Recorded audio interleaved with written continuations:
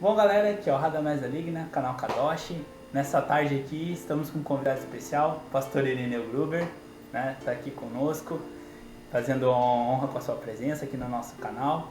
E hoje a gente vai fazer um bate-papo descontraído com o pastor Irineu Gruber, onde vai contar um pouco da sua experiência que ele teve ao longo dos anos com Jesus e tudo isso, e as experiências que ele teve na viagem, as experiências que ele teve na atmosfera de adoração, tudo isso a gente vai estar falando nessa entrevista.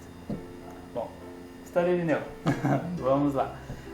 Como é que foi o começo da sua conversão? Como é que foi essa... Na verdade, dá um oi para todo mundo aí que está nos assistindo, né?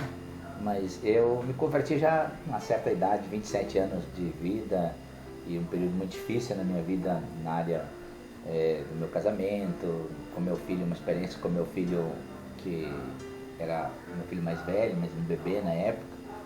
E aí eu entrei numa espécie de uma depressão, né? Na busca de ajuda aí é que eu encontrei Jesus e me converti. Então, minha conversão foi um momento meio dramático na minha vida. Mas historicamente a minha família também já é evangélica, né? Mas eu me converti só aos 27 anos de idade, perdão. Que bênção, que bênção. O Tratinho que massagista agora. Deixa eu passar. Deixa ele passar fome. Depois... Ô Fátima, fala pro picolezeiro ir embora aí. Diz que o tio vendeu o ovo mais tarde. Bom, então a sua conversão, pastor, foi aonde? Foi lá no Mato Grosso? Foi em Santa Catarina? Na verdade, eu nasci no Rio Grande do Sul, sou gaúcho de nascimento, e eu me converti foi em Mato Grosso do Sul, na cidade de Maracaju, cidade onde eu mudei um ano após casar. Eu casei em Itaporã, Mato Grosso do Sul, aí fui morar em Maracaju, nessa cidade que eu conheci Jesus. Oh, que bênção, que bênção. E como é que foi essa transição da sua conversão até o Atmosfera de Adoração, que é onde o pessoal acho que mais acabou lhe conhecendo? Na verdade, isso é uma história longa, são vários anos, né? Sim. Eu me converti em 87 e o Atmosfera de Adoração nós gravamos em 2001, então tem 14 anos de história até chegar aí a primeira gravação do CD. Na verdade, assim que eu me converti, eu tive uma experiência assim com Deus a respeito do chamado, uma experiência muito forte na área de oração, principalmente oração em outras línguas. Aí fui conhecendo mais a minha chamada. Aí eu mudei dessa cidade de Maracaju para uma cidade da capital do estado, Campo Grande. Lá eu desenvolvi um ministério. E a gente tinha uma equipe de louvor dentro do ministério, que a gente viajava pelo Brasil. Depois acabamos também, por volta de 5 anos, ou 6 que estava no ministério, eu acabei viajando para outros países também. A gente tinha uma equipe de louvor. Como a gente cantava algumas canções, as pessoas sempre perguntavam: você tem isso gravado? Tem isso gravado? E a gente não tinha ideia do que era gravação nem nada. Aí por essa informação a gente começou a caminhar, como gravar um CD para que as pessoas pedissem ter, e a gente gravou o primeiro Atmosfera de Adoração. Daí foi muito mais além do que a gente pensou, imaginou. Também estávamos assim iniciando numa época em que o Brasil estava assim num movimento, num entendimento muito bom na área de música, na área de adoração dentro da igreja, e a gente acabou caindo dentro desse tempo de Deus. Eu acho que hoje isso se perdeu um pouco. E aí, a gente, claro que não entendia nem na área comercial, né? Foi até tudo muito um susto, porque pra gente, que a gente gravava, pedia algumas 1000 cópias, pensando que até os netos da gente iam vender isso, e a gente vendia em uma semana, né? Então, foi assim, uma loucura essa área. Mas demorou, entre a conversão e a gravação dos CDs Atmosfera, teve 14 anos de espaço aí, entre um e outro. Bem, as suas viagens para fora começaram então antes da Atmosfera? Antes. O meu ministério ele é mais voltado assim, principalmente no início como evangelista, muito na área de milagres, as cruzadas que a gente fazia.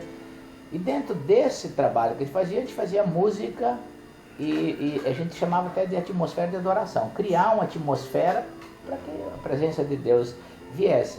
Mas aí sempre foi o ministério da palavra, né? Esse Sim. foi assim o fundamento, a chamada, tudo. Até foi onde eu lhe conhecia.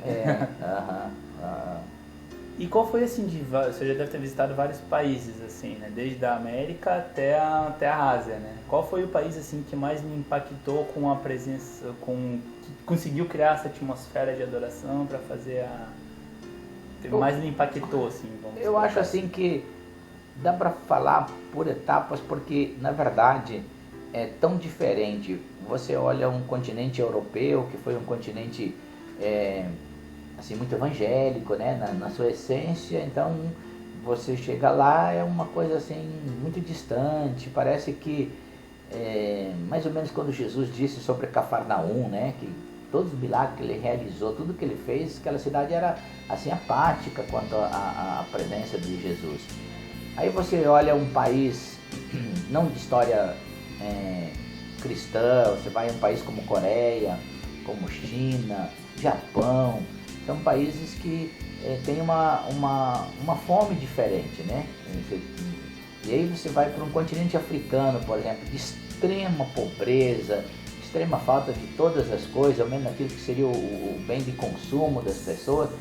E lá talvez seja assim, por essa falta de tudo, as pessoas se agarram mais em Deus. E aí talvez assim, na recepção de quando você anuncia Deus, nesses lugares mais paupérrimos, igual a África, o continente africano, e eu falo aí talvez na sua grande maioria, são mais receptivos. Então, são diferentes. Nós temos a América Latina, também o continente latino-americano. Eu acho que assim, é uma experiência muito diferente uma da outra, é distinta mesmo, uma experiência da outra. Mas assim, a gente viajou por muitos países, né, em todos esses anos que a gente tem ministério, 28 anos de ministério, a gente viajou por todos os países e cada um tem uma experiência diferente, marca de forma diferente, né? Então é muito difícil da gente dizer uma coisa só, né? Qual foi, desses países, qual foi o que você viu que teve mais, vamos dizer assim, uma certa dificuldade em relação a propagar o evangelho?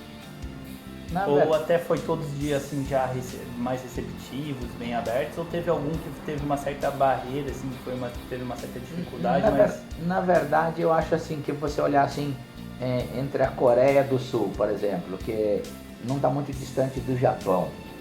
Então você chega na Coreia do Sul, teve enormes igrejas, um povo receptivo quanto ao evangelho, você vê assim, tudo ser muito relativo assim, ao evangelho, aos comércios, às pessoas lendo Bíblia. Então você parece que está num lugar assim que foi historicamente cristão, ainda que não é, né? Ela ficou muito forte depois da Segunda Guerra Mundial. E você entra no Japão, aí parece que Deus não existe.